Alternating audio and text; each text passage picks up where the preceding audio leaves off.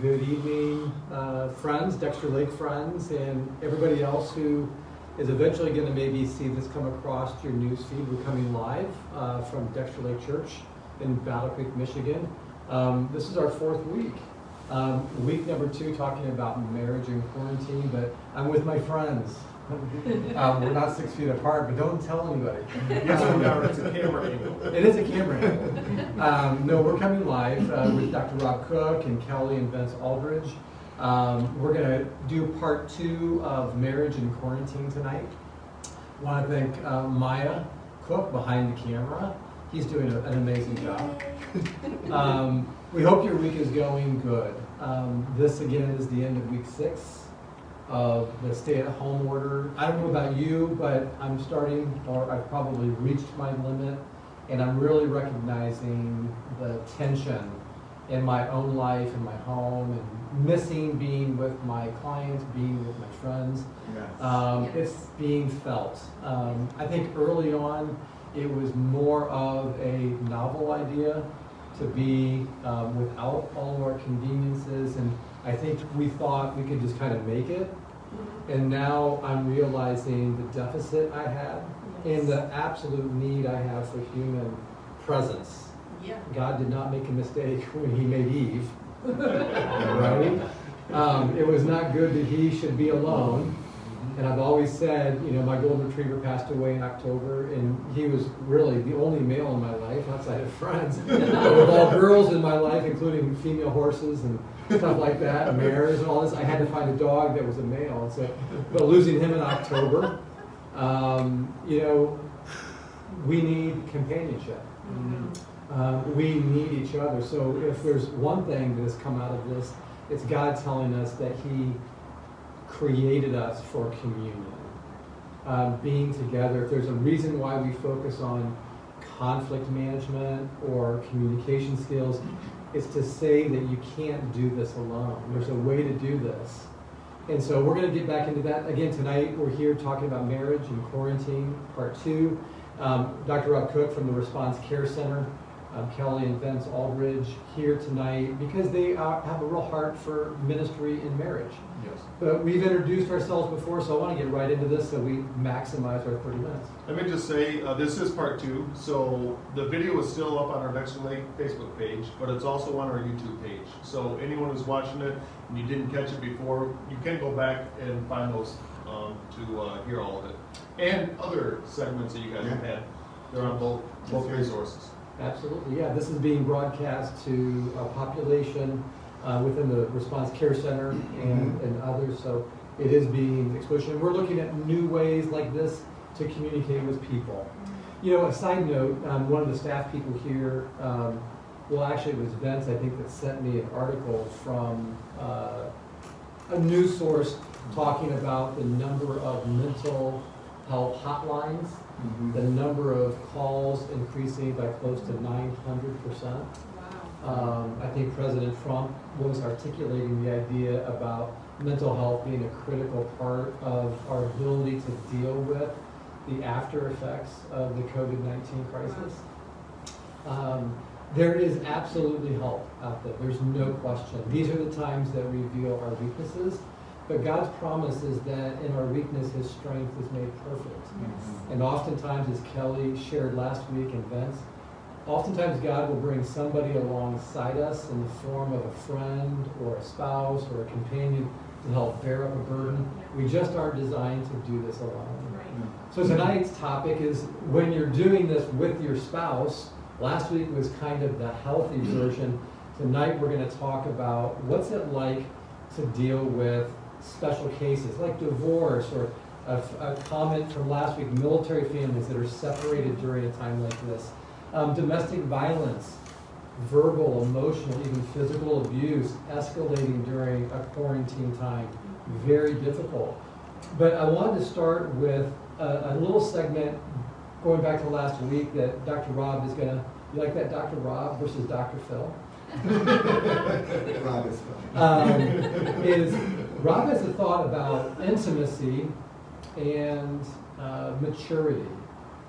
And so could you share a little bit about that? Yeah. It's basically a sequence. that I don't think we understand well, excuse me, but is supported in literature, where the goal of a marriage, indeed the goal of relationships, God's goal for all relationships is intimacy or unity, appropriate to position or role or title.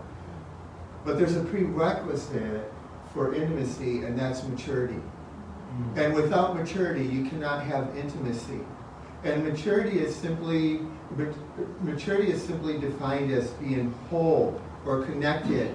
And what we're talking about is emotional, relational, physical maturity. Intimacy would be defined if you take a composite sketch of some of the literature. The easiest way I conceptualize it is knowing and being known. And that's on different levels. That's, for marriage, it's physical, it's the mental, it's the emotional. And so what often we'll see couples do is they're trying to be intimate, but they're not working on the maturity level, their own maturity level. They might be working on their spouses, which doesn't work, but they're not working on their own. And then there's a prerequisite to maturity. And this is where I think therapy and friends and support, to Matt's point with carrying burdens, comes in, and that is identity. Our identity gets fragmented through the brokenness of the planet. And then as you partner with others who are healthy, you partner with the Holy Spirit in this maturity process, you then develop the skills through the maturity process to connect or to attach to another human being appropriately. And so that sequential order, that order is critical. It's also fluid, so it's not linear. It ebbs and flows, but basically you have to have a defragmented identity to facilitate or sustain maturity, which then enables intimacy, or as the Bible uses the word unity. So does this make sense, what he just shared? You know, one thing that we realized is it's almost a three-part. It's being emotionally healthy, spiritually healthy, and physically healthy, and how all three of them intertwine. And especially when you're thinking of marriage or in marriage, yes, about having those three aspects. That's totally critical. Healthy, maturity, interchangeable, right? But you're totally right. If you're not healthy or mature on all aspects, you're probably going to run into trouble. Right. And that's what you'll see with couples. So how does an immature person, in this time, if that sparks something in someone's mind right now, what do you do with that? How do you go, all right, I need to grow up. It's kind of an awareness, right? We have to look in the mirror and be honest with what's in the mirror. I think you're right. It starts with an awareness. It starts with an assessment. Everything rises and falls on an accurate assessment. It starts with an accurate assessment about the aspects of my personality that are leaning towards maturity and those aspects that have some type of deficit. And generally speaking, when awareness comes, the people around us, they can see things that we cannot. Yeah. And so part of maturity is being able to hear information or feedback that I generally don't want to hear. Right. Yeah, that gets tough. It does. I would say that's a very critical point, but I think it also takes a person who's willing to humble themselves and hear what the other person is saying. Yeah, I think you're right. It's a twofold process. The one person has to humble themselves in order to hear it, and the person who's delivering the message is generally taking on a pretty big risk. Yes. And we don't think in those terms, right? We don't think that if I'm being honest with the two of you, I could lose a relationship that's important to me because of your immaturity. Yeah. So once again, bringing this into the context of marriage and quarantine, that's what we're talking about tonight, is the pressure really proves the person, right? Yeah, I think so. Is it God's intention to see people experience pain? Is that his desire to experience pain or suffering? It depends on how you define it. I don't think that, as far as the Lord is concerned, he experienced all kinds of pain while he walked on this planet. And generally, when you talk about pain, we don't set the stage for the conversation. In other words, we don't talk about the role of pain. Pain has a part in intimacy. It can facilitate intimacy. Pain has two purposes. One is it warns, and the other is it signals healing. And what most of us do in the American culture is we make pain the enemy. And as soon as you make pain the enemy, you're in an adversarial position, and you cannot capitalize on what pain can teach you. So let's go right there into some special populations. Let's talk about the question that was raised last week about military families who are separated during a time like this. My neighbor is in the National Guard, Army National Guard. One of the spouses is, one is retired, but the one spouse that's active is gone right now on special assignments all the time. And my heart is just kind of breaking for the spouse left behind. We just went through this. My daughter was married to a Marine, has now just gotten out. Last week. Yeah, last week. Wow. So for the last Fantastic. 8 months, they have been separated. So thank goodness for technology today, because they've been able to FaceTime. Yeah. It's still not that physical presence, but at least they could still communicate daily through, I can see him. Well, since he has returned home again last week, so it was already the quarantine time. Her whole personality has just come to light. So it's amazing to see firsthand the difference of when a spouse is gone in military duty and when they're home. On the two, we see this black and white. So It's interesting. Most military families, first responders, paramedics, the families have an understanding of what they're getting into, and if they don't, they're schooled in a matter of weeks or months, Yes. right? So they have some understanding, but it involves, to your point earlier, Matt, that loss is a part of it, and the families are not going to function at the same type of, to your point, at the same type of capacity, minus a member, that they would when a member is fully present. And that's a huge burden Yeah, for both parties. We're just making note. Paul, thanks for your comment on how the audio is going. As we've done this 4 weeks, it's been hard to find the right microphone. In fact, the microphone we've been using the last 3 weeks hasn't ever worked. So again, we're working through technical issues, but we're going to make sure that we speak to the camera, hopefully, so you can hear us better. Okay.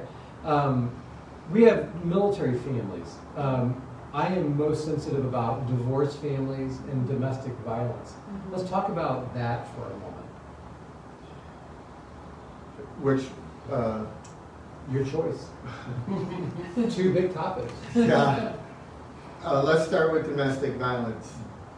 Domestic violence is more than just physical assault or hitting. There can be emotional abuse, it can be verbal abuse, it can be neglect. When it comes to domestic violence, many of the services and the resources and the people who are charged with dealing with domestic violence, they're still functioning, they're still operating. And with domestic violence, it boils down to an issue of safety. And if you're not safe, it requires aggressive action on the part of the person who's being abused. And it's usually women with children. And so there are resources available. You have to let people know that that's the context in which you're dealing with, and reach out for help. And so to me, domestic violence boils down to that first level of safety. And when you can address that safety factor, then you can begin to address other issues or concerns. So even during the quarantine, I haven't looked into it, but I'm guessing there are still agencies that are open. Yes. They're essential, they're not closed down. Yeah, the mental health practitioners, the human service agencies, even at Response Center, we're still functioning. We're not functioning in the same way, but we are still functioning in terms of trying to help and find services and resources. And I don't know of any practitioner, mental health practitioner, who isn't doing that. And so, That's good. you know, and if it's really a dire situation, you call 911. Right. And then you access services through law enforcement. So let's talk for a moment about when dealing with a domestic violence situation, oftentimes the abused spouse is dealing with a lot of gaslighting, a lot of manipulation Yeah. that's happened over a long What period does of that time. mean? Gaslighting. Do you want to talk about gaslighting?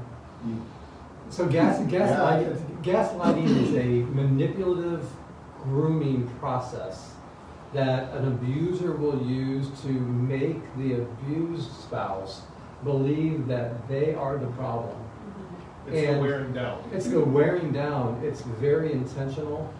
It's very damaging because it leads you as the abused person to disbelieve yourself, your whole self-concept. God created you to have self-confidence, right? And to have this esteem about who you are and to be autonomous and to be differentiated from your spouse. In this situation, the abusing spouse is absolutely manipulating the person to come under their image, which is false. And that's what I'm concerned with, Rob, is what happens to these individuals when they've lost sight of where that exit strategy is.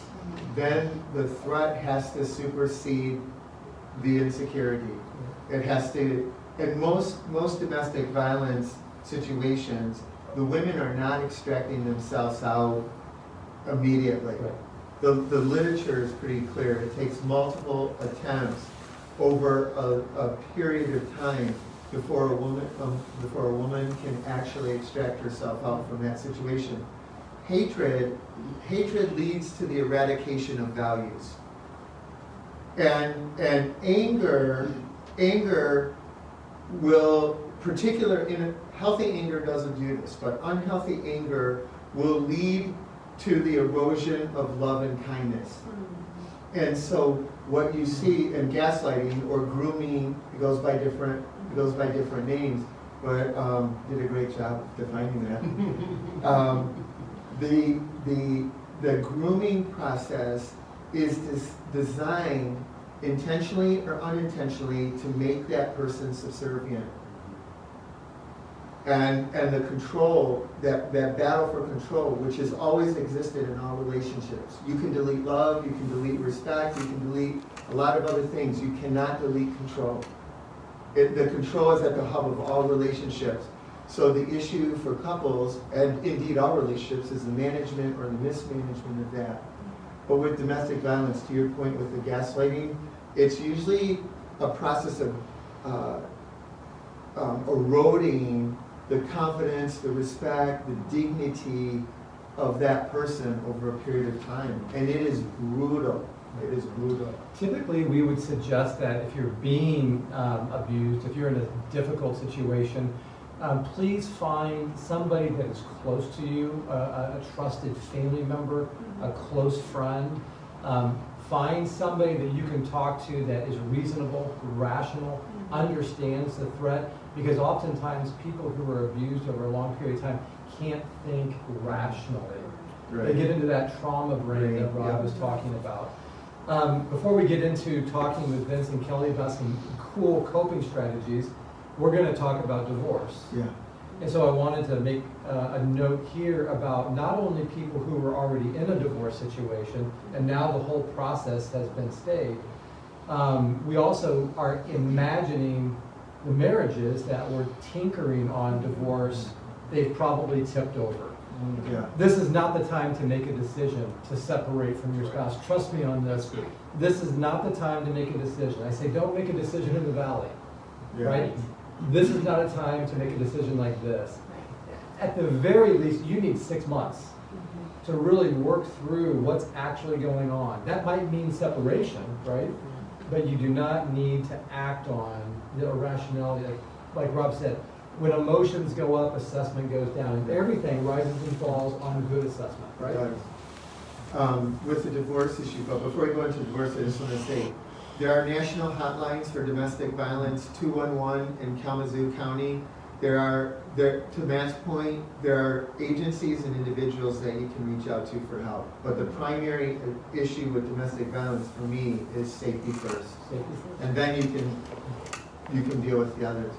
With divorce, yeah, it's never a good idea to make a major decision in a crisis. No. Now, sometimes you have to, but generally not. And then with divorce, because of the pandemic and the uniqueness of this situation, some of the things we've been encouraging our couples with is do a truce. Do a truce. That's smart. Just do a truce. Whatever you have to do to do a truce. Because the reality is, if you're under the same roof and you're fighting, your kids are taking notes. Yeah. And you may not intentionally want to compromise, but the question I dread the most is, how do I protect my kids from me? And so the reality is that if you can do a ceasefire or a truce and respect that, that gives both sides some breathing space. You're not trying to go forward, to your point, into a divorce. You're not trying to just hunker down and try and hold together a ceasefire. Absolutely. I would say adding to even that, with dealing with the debt, of not making any major decisions, give yourself time. Yeah. Don't do anything for that first year. Really give yourself some time. That's smart. In major loss, a minimum of 12 months. Yes. Yeah, that's really good counsel. Very good. With the 10 minutes that we have remaining, I want to switch gears. Now remember, we're only touching on these topics. Right. These topics in and of themselves would be a semester-long class. But what we're going to do is just touch base with you. We're trying to be an encouragement. We're trying to give a voice to an issue that you might be facing or somebody that you know might be facing. You can always refer them back to this video. It might help them. So is it fair to say, if someone wants to engage more with some professional guidance, is it fair to say where you guys are working? Yeah, the responsecarecenter.com. You can go there to find out information. You can contact the office. If you need help, we have resources available to assist, as well as Vince and Kelly are here at Dexter Lake, office at dexterlakechurch.com. And louder. Yeah, Okay. especially you. Thank you very much for the update. We need to speak louder.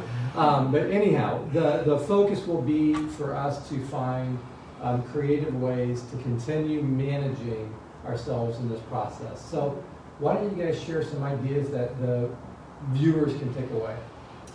So Kelly and I, in our brainstorming process of developing the relationship ministry that we've started here, is we came up with the symbol of a house for protection for our marriage.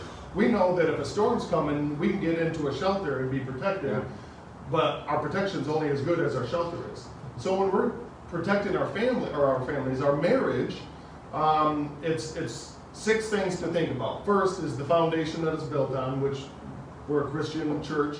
It's Jesus Christ is the cornerstone of all things that we're going to build on. And then the 4 walls that go up. We call it our house because the 4 walls all start with the letter R. The first one is read. Read the Word. Read the Word individually. You can discuss it together in your marriage, with your spouse, with your children, whoever's in the family. It's a great time while we're in quarantine to start some good habits. So it doesn't matter if you're struggling in your marriage right now or you're doing great in your marriage. Start talking about the Word. Start talking about God. The second R is rest. We're getting a lot of rest probably, more than what we normally do. But take the time to rest. Even when we come out of this, we're all going to be ready to go like a horse out of a chute, out of race. So make sure you take time to rest. The third is the relationships, and we've talked about relationships. Who are you spending time with? Who are you pouring into, and who are you allowing to pour into your life? I just want to stop right there with the relationships. Right now is, I think, critical because we have so much social media, so we do need to be on guard of what we're filling ourselves up with. And it's important that we monitor that part. Yeah. Yeah, so, yeah, even now, a lot of people, their phone has become their best friend. But it's only one way, unless we're spewing out our opinions on something political or something like that. So that doesn't really get us very far. The fourth wall is relinquish. Relinquish to the sovereignty of God in your life. Surrender to God, and so many things will start falling into place. It's not going to happen like that. It takes time. It takes work. Everything that we talk about, you guys talk about with mental situations, emotional situations, everything takes time. There's no microwave to make things better. And then the roof is prayer. Take the time to pray together. Take the time to talk to God, and that can be one of the scariest things. If you're not doing it now, everyone is scared to do that in front of someone, especially their spouse, because they don't want to look stupid. They don't want to feel like they don't know what they're doing. Just start doing it. Jump off that diving board and just start doing it, and you'll love it. So the 4 R's again are Read, rest, relationships, and relinquish. and the roof is prayer. Prayer. That's an image that I can walk away with. Yeah. It does come back to the thought that Rob has as we start to close out here tonight about this idea of maturity and intimacy. Again, I always think about, and I'm sympathetic to, early stage development. Mm-hmm. The idea that I am maybe immature. This is absolutely not wrong to be immature. Mm-hmm. It's absolutely appropriate in a very safe way to confess to yourself and to give yourself permission to realize I don't maybe know how to communicate with my spouse. Right. Be kind to yourself.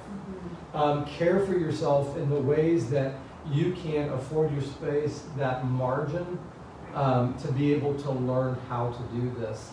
I was going to say, I think sometimes we put way too high of expectations on ourselves. And we do that to our spouse also. And we have to be careful, I think, with that, because if we put such high of expectations on our spouse, we're the ones that are going to be let down when they don't meet those expectations.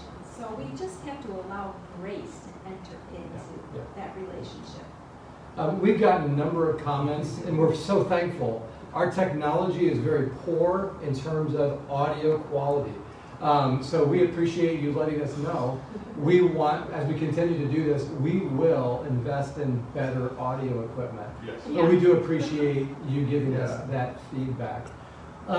With that said, let's bring this to a close. Any closing thoughts from either of you? I have one, but I'll let them go. Do you have any? No, go ahead. The number one word that I would say is vital in marriage, period, especially in trying times, in crisis moments like this, is humble. Humble yourself to not allow yourself to, in your marriage, to think your emotions and the way your frustrations are so important that often that will overburden your spouse. Humble yourselves to listen to them and the things that they're going through, and so that you can be there and supportive. And with that intimacy, that's part of maturity, and that intimacy is just going to grow, and you guys are going to get entangled emotionally, intellectually, and all those things. I think humility is great. That is a huge piece of it. I would say work on not panicking. Yeah. Because as emotion goes up, assessment goes down, and it's really, some of us are in some pretty hard situations. Mm-hmm. And so it's really important that I resist the temptation to panic. And I have to be accurate about what I can and cannot control, and what I can and cannot do. Taking it one day at a Yeah. time. And sometimes 1 minute at a time. Yeah, and not trying to look, further on down the line. Yeah. We just have to take it one day at a time. Absolutely. Great wisdom. We're almost through this stage of the at-home order, but there's many more phases to go to really feel a sense of a new normal. Thank you for joining us tonight as we've talked about marriage and quarantine. We appreciate you, and if you have any feedback, please let us know. The audio was good, and we look forward to seeing you next week for another episode of Mental Health Matters. Thanks.